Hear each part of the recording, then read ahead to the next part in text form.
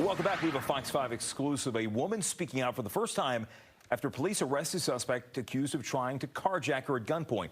And that suspect is 12 years old. That woman is sharing her story only with our Shamari Stone.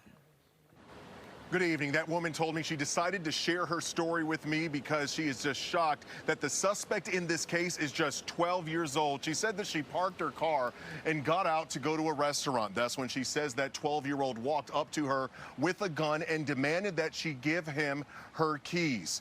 Tonight, that young man is in jail, charged with armed carjacking and carrying a pistol without a license. The woman told me only on Fox 5 that this happened at the intersection of Martin Luther King Jr. Avenue and U Street Southeast around 1 o'clock Sunday afternoon. Suddenly, the 12-year-old suspect demanded that he give him her keys while allegedly holding an object to his waistband that she believed was a gun.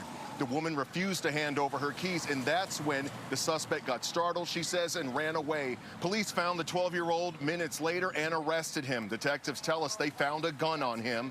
The woman he's accused of trying to carjack doesn't want us to reveal her identity out of fear of retaliation. How were you feeling when this all happened? I was just shaken up. I didn't really know how to feel. I was frozen. How would you describe youth violence in the District of Columbia? It's horrible. It's drastic. It's horrible. It's gotten so bad, and the age limit is just going younger and younger. You're now looking at the intersection where police say this happened. Police have not released the name of the suspect because he is a juvenile. Now, D.C. Mayor Muriel Bowser announced there will be a curfew in place for anyone under the age of 17 years old. That curfew starting at 11 p.m. to 6 a.m. weekdays, midnight to 6 a.m. on weekends. But critics say that curfew would not have applied to what allegedly happened to this woman because this happened on a Sunday afternoon. In Southeast, I'm Shamari Stone. Back to you, Jim and Sharon. The top at 5 tonight, an active investigation into who stole a car with a child inside in Prince George's County yesterday. The little boy now okay after he was quickly dropped off, but police are still looking for those responsible. Let's get right to David Kaplan, who is live in Mitchellville. David, did you talk to the little boy's parents? I can't imagine the emotions here. Yeah, Jacqueline, Sharon, I did speak off camera with the father at the family home just about 10 minutes from where I'm standing right now. He said, frankly, he doesn't care about the car, that he is just thankful that his son is okay and back. This after he was in a stolen car, the 5-year-old, and dropped off here at this shopping center. He got pretty lucky that some good Samaritans stepped in. Take a listen. So when I came out, I tried to talk to the little boy, and he said he was looking for his mother. That's Willie Martin, general manager of Levi's restaurant here. Police say the boy's mother was running a quick errand at a nearby CVS, left her son in the car. It was stolen. Then the boy showed up at Martin's restaurant. Martin says the 5-year-old boy was not able really to communicate much about what was happening or where he thought his mother was, just telling him that she had gone to pick up some medicine. Martin walked up and down the Lake Arbor Village shopping center, asking if anyone there couldn't find their little boy. Other businesses said no, and eventually Kara Tolson called 911. I figured a mom wouldn't just leave their child at a restaurant. So, I mean, it made sense, but that just broke my heart that somebody would steal a car and just leave a child anywhere.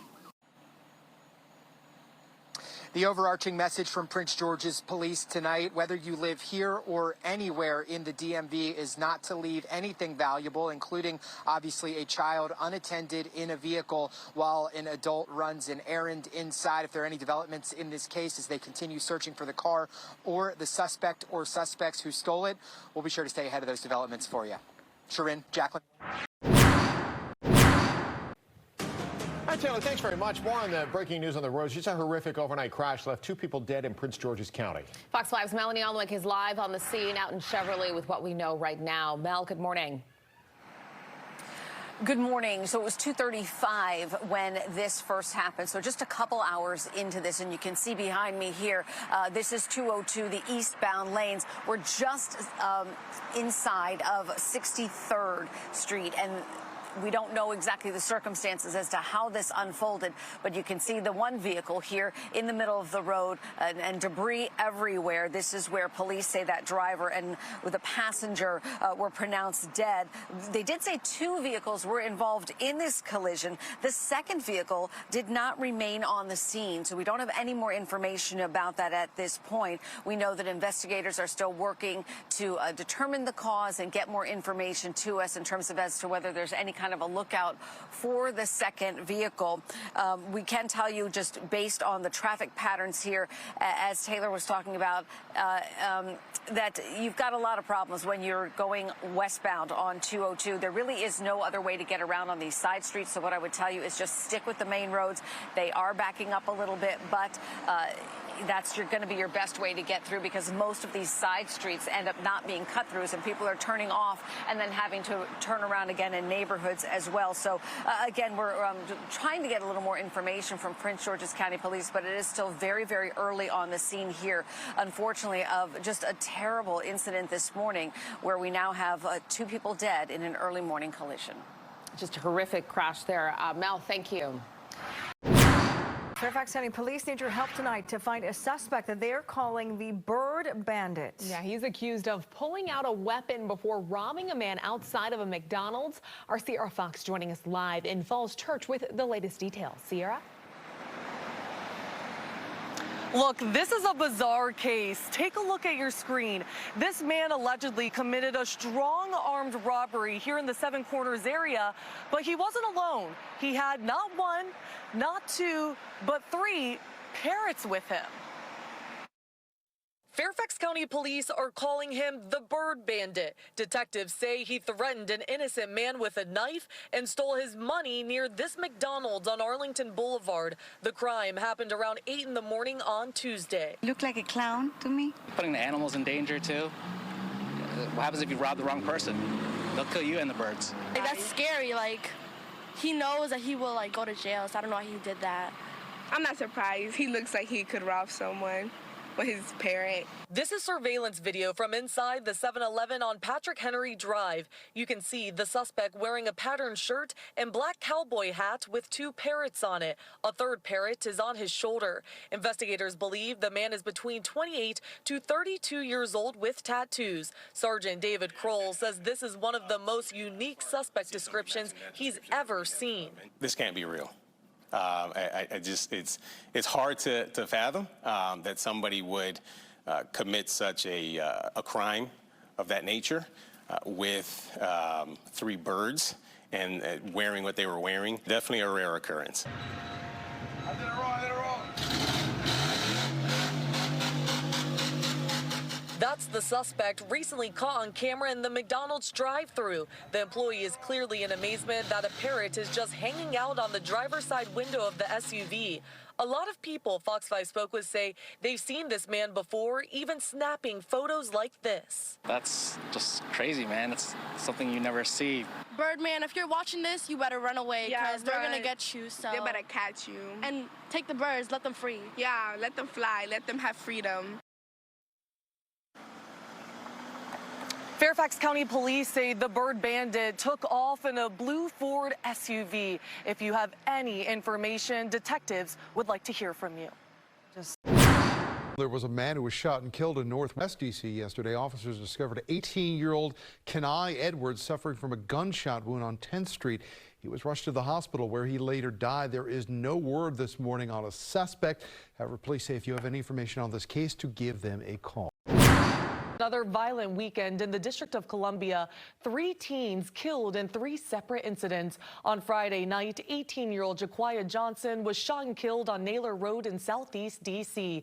Then early Saturday morning, 18-year-old Kenny Edwards died in the U Street corridor. And early Sunday, 17-year-old Naima Ligon was stabbed to death at McDonald's near 14th and U Street. Police believe there was an argument between 2 girls from Charles County, Maryland. Officers arrested a 16-year-old girl. She's facing a second-degree murder charge.